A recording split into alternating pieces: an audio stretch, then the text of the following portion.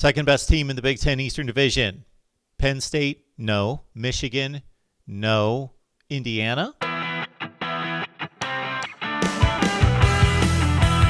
Mark Rogers TV, the voice of college football, breaking down the game we love with instant analysis of Indiana's big win at home against Michigan, 38-21. Like the video. That helps us build the channel. Also, share the videos out on social media. Not everybody knows that we're here talking college football every day.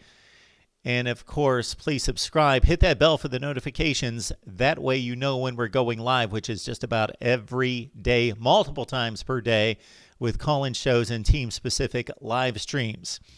All right, Joe Milton's not the problem. Is he one of the problems? Yes, he's down the list. He's not playing perfect, but we compare everybody in college football at the quarterback position to Trevor Lawrence and Justin Fields. It's not fair. Joe Milton's a pretty capable quarterback. This was his third career start. He has some tools. He can play. He's got an arm. He's mobile. He's not a Michael Vick, Vince Young type quarterback, as many people thought when he stepped on the field against Minnesota. Okay, a couple issues with Joe Milton. Number one, he sails a lot of throws. He made one bad interception, and this is when Michigan was still in the game by 10 points in the fourth quarter, and Jalen Johnson picked him off. Jalen Williams picked him off in the fourth quarter with an interception in which he threw it right to him. He didn't anticipate Williams playing off of his man, stepping into the lane, and it was underthrown anyway. So that was a bad pick. Again, a lot of overthrows. And the running that was so prominent in week one and lessened against the Spartans, and now against an Indiana defense, they gave up 119 rushing yards to Sean Clifford, and most of that was not designed. It was Sean Clifford breaking contain, saying that there was a gap in the pocket and that the wide receivers had cleared out the secondary and that there was green grass in front of him, was taking off. Joe Milton didn't see those opportunities and didn't run when he should have. -9 rushing yards for Joe Milton. Obviously, the sacks played into that, but he basically was no threat from that standpoint. But he did go 18 for 34 for 344 yards, 3 touchdown passes, and 2 picks. The wide receivers let him down outside of Ronnie Bell. That's also an issue. Lack of separation, more dropped passes this week, and not fighting for the football generally. All right. The offensive line in the running game for Michigan is putrid. It was spectacular in week one against Minnesota, but then we saw the Golden Gophers go to Maryland and get torched by Jake Funk for over 216, 225 yards rushing by one man. We talked in the offseason about Michigan being in such a better position at running back than they were at this point last year. Coming into 2019, they basically had little experience. Chris Evans was suspended.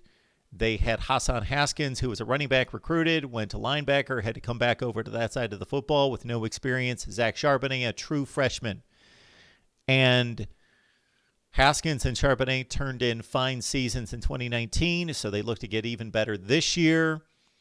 Jalen Mayfield opted out, then came back to lead the offensive line. That was a bit of a mix and match effort up front. But consider this rushing effort against an Indiana defense that, again, is playing hard and is much improved, but not exceptional.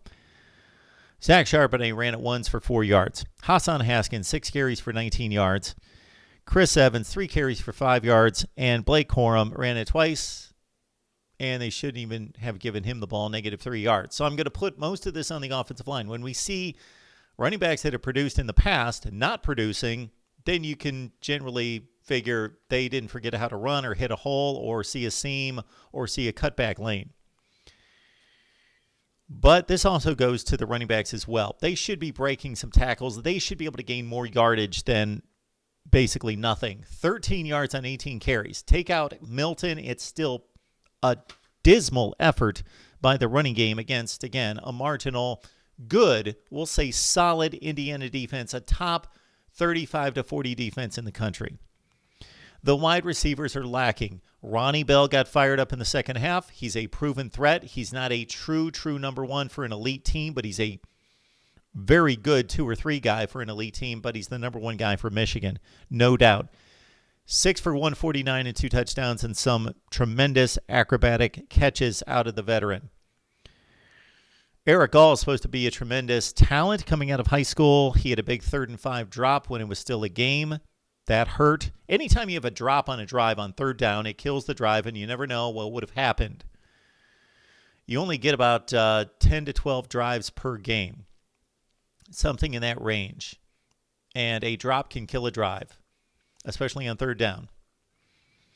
Roman Wilson made an outstanding touchdown grab, but that was his only play of the game. He dove for the ball, beautifully thrown pass, but it was off the mark, and Roman Wilson went and got it parallel to the ground to make it 24-14 at the time, but it was his one catch for a 13-yard touchdown. Cornelius Johnson looks the part, so he would separate himself from these other Michigan wide receivers in regards to body type, big shoulders, tall guy, thick, can size people up. He had a tremendous touchdown reception in this one, laid out for that one, went and got the football, 6 catches for 92 yards. So not all doom and gloom in the wide receiver category for Michigan, just not as good as we thought they would be. Consistency is the issue. We see flashes from the younger players.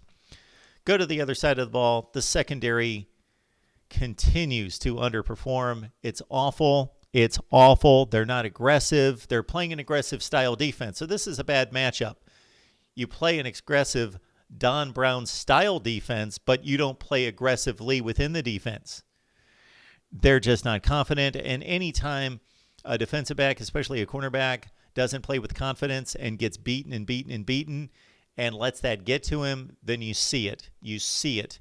Many of these times, the Michigan defensive back, and we're talking about in particular Eric Gray and Jamon Green, they get burned the most.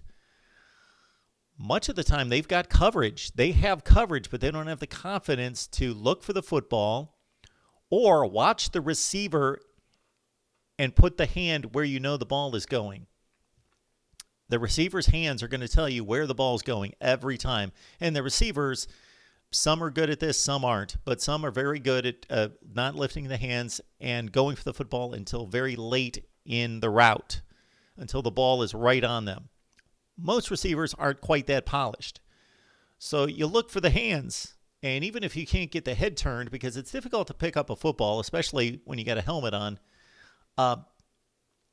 break up the football by going to the hands. Too much grabbing, too much pulling of jerseys and getting beat. And even when they don't get beat, they still get beat on that 50-50 ball, which receivers are going to win more than defensive backs, but not 90-10. They should be more like 60-40 balls. The defensive line constantly jumped off sides, the defensive ends in particular. And it was almost amusing that the one time Kwity Paye jumped off sides, and this was about the 5th time. It was ridiculous at this point. He came to the sideline, and Jim Harbaugh, and you guys who watch me on a regular basis know that I rarely read into things. I don't make a big deal of things or try to figure out what's going through players and coaches' heads.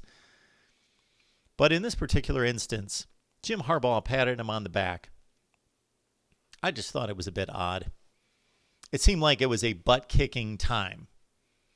Like, this is ridiculous. How do you screw this up time and time and time again? And we're not talking about an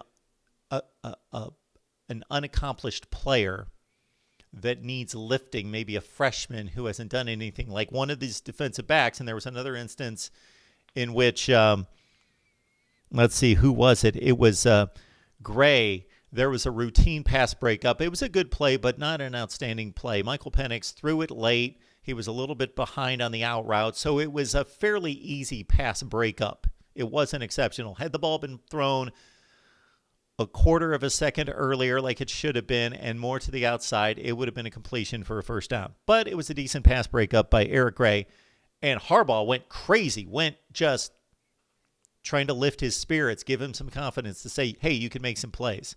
But this Kwity Paye deal, in giving him a pat on the back, like, oh, you've screwed up for 5 times, the defensive line has, and jumping off sides and costing us first down conversions.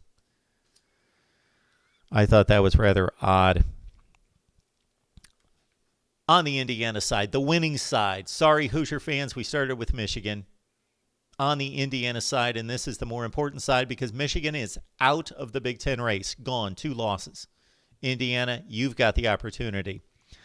Michael Penix is elevating his game. He played a pretty awful game for 3.5 quarters against Penn State. He was much better last week. He was better in this game, for the most part. 30 of 50, 342, no picks, 3 touchdown passes. He is now 8-1 as a starter. Indiana ran the ball better than they have this season in those 3 games. Stevie Scott,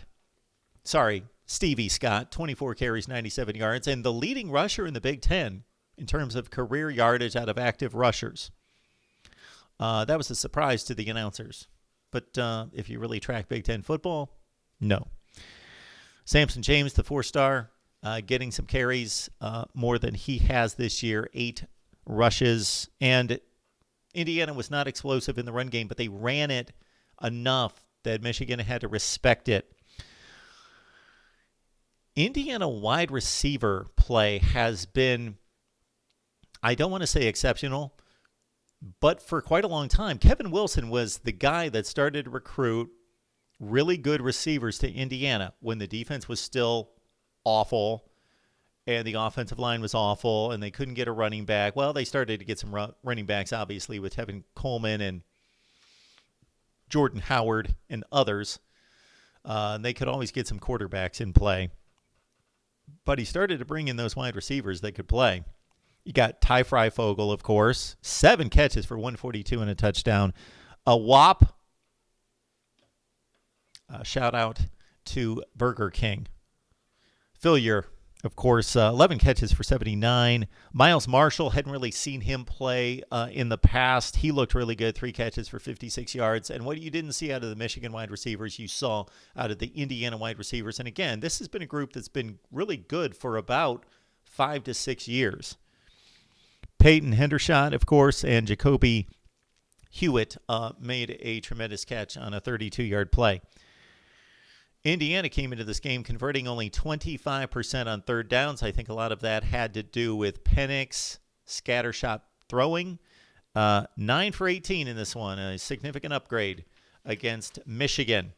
Just as a side note, I believe it's the left tackle, not the right tackle. Maybe the left tackle. Indiana fans, you can correct me here. Caleb Jones, number 77. A lightly regarded prospect. And when I use the term lightly, that's a bit of a tongue-in-cheek. 6'8", 358. He's listed at 358. This guy is a monster. Lining up next to the guard, who the announcers mentioned weighs 320, 330. This guy looks like a mountain. Caleb Jones. He looks like the right tackle for Minnesota.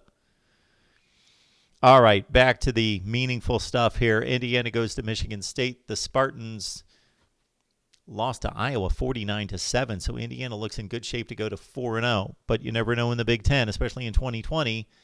And not just the Michigan scores the past 2 weeks confirming how bad the Wolverines are, but actually other scores in the Big Ten are confirming it. When Michigan beats Minnesota by 4 scores and people go crazy, and I certainly thought it was a capable effort by Michigan, then Minnesota goes and loses to Maryland, who had lost to Northwestern by 40, and it doesn't look so good. And then Michigan loses to Michigan State, who now loses to Iowa by 6 touchdowns, who was 0-2. We'll see where the Michigan season lands. They've got to take on Wisconsin if the Badgers are able to play with possibly a 3rd or 4th string quarterback, Danny Vandenboom. Remember that name. Michigan hosting Wisconsin. And again, Indiana taking on Michigan State. The Hoosiers have only beaten the Spartans once since 2006. That was the year before, of course, the legendary Mark D'Antonio took over the green and white. But that was a different Michigan State program. Indiana, Michigan, want to get your thoughts on the Big Ten race and college football right here at Mark Rogers TV, the voice of college football. Smash that like button and please give us a sub. You'll be glad that you did.